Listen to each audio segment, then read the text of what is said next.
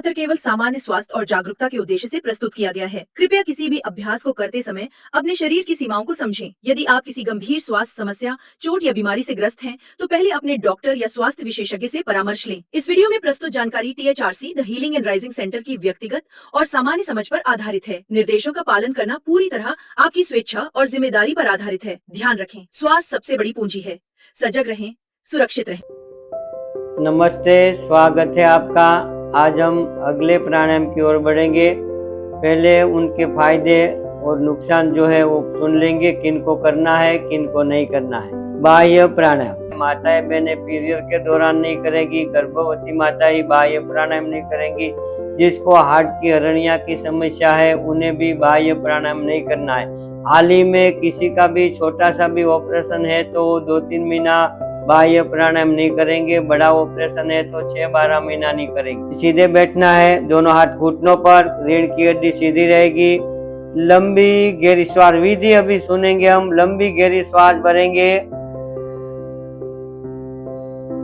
पूरा श्वास को बाहर छोड़ेंगे। पेट को जितना अंदर खींच सकते हैं खींचना है। गर्दन झुका के ठोडी गले के खड्डे में लगानी है। पेट को थोड़ा और खींचेंगे। गुदा द्वार को पकड़ना है, ऊपर खींचना है। ये तीनों बंद लगते हैं। त्रिबंध की क्रिया बोलते हैं, महाबंध बोलते हैं। बाह्य प्राणायाम त्रिबंध के साथ बोलते हैं। लगते है कि अभी घुटन सी होने लगी है, तीनों बंद खोल देने हैं। गुदा द्वार ढीला छोड़े, पेट ढीला छोड़े, गर्दन सीधी कर ले।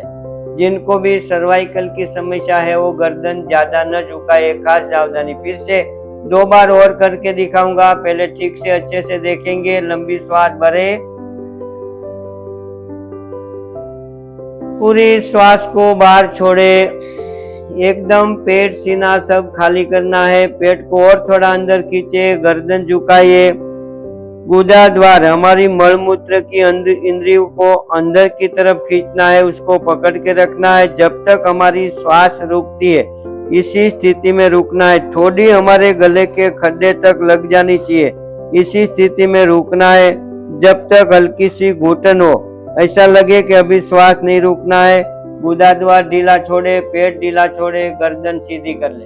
लंबी गहरी श्वास भरे और छोड़े। ये जो क्रिया मैंने बताई आपको कम से कम 3 बार करनी है। अगर आपका सामर्थ्य है तो आप अधिक कर सकते हैं।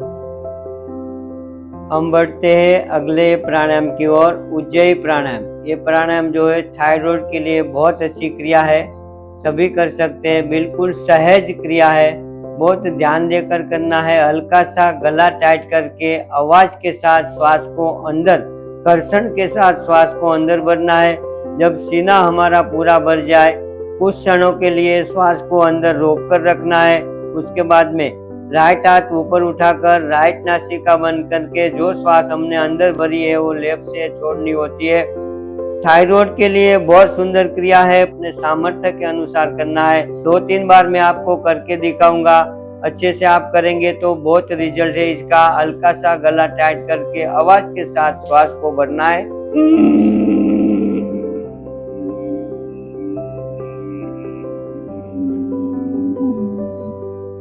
ऐसा लगे कि पूरा सीना हवा से भर गया है। सर्वाइकल है तो गर्दन न झुकाए, बाकी गर्दन झुका के श्वास को अपने सामर्थ्य के अनुसार रोके।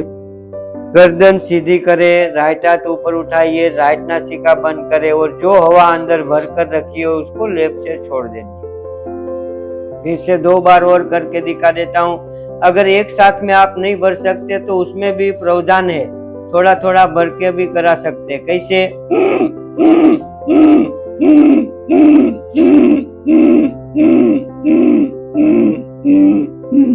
ऐसा लगे कि पूरा सीना हवा से पूरा, जैसे गुब्बारे में हम हवा भरते हैं ऐसे पूरे सीने में हवा भरनी है। गर्दन झुकानी है, श्वास को अपने सामर्थ्य के अनुसार रोकना है। फिर गर्दन सीधी कर लेनी है, राइट नासिका बंद करनी है और श्वास लेफ्ट से छोड़ देनी है। 2 बार और करके दिखा देता हूँ।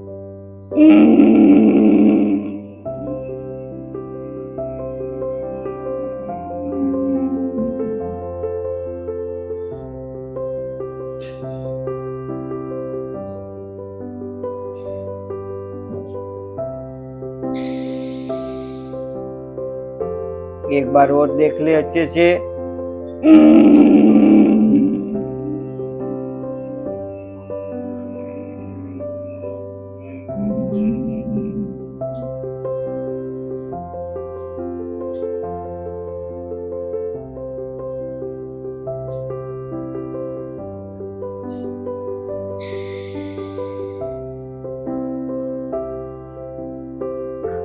अगला प्राणायाम है कर्ण रोगांतक। कान संबंधी समस्या के लिए बहुत अच्छा है, लेकिन कुछ सावधानी रखनी है, उसको ध्यान में रखेंगे पहले कि जब मुंह बंद करके आपको श्वास बाहर फेंकने के लिए बोलता हूँ उस समय बहुत जोर नहीं लगाना है, नहीं तो कान के पर्दे में नुकसान हो सकता है। कान संबंधी रोगों के लिए पस आता है, कान से कम सुनाई देता है, कान में सायरन जैसी आवाज आती है, उसमें बहुत फायदे की क्रिया है।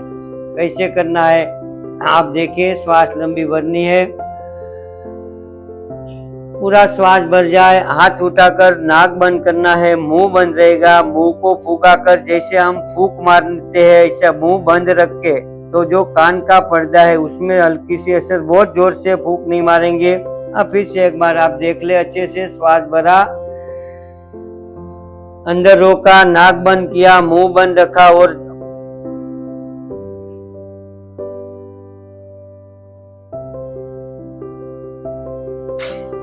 झटके से छोड़ देना है। इसको अपने सामर्थ्य के अनुसार करना है, कम से कम 3 बार अवश्य करें। फिर से आप देखेंगे, लंबी श्वास भरी, श्वास को अंदर रोकी, हाथ उठाया, नाक बंद किया, मुंह बंद किया, मुंह को फुगाया।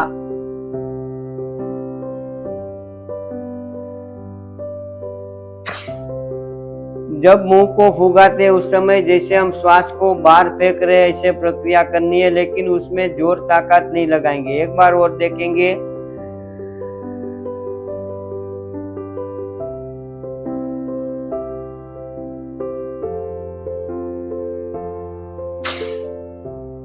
आज के लिए इतना ही, बाकी के प्राणायाम हम कल करेंगे।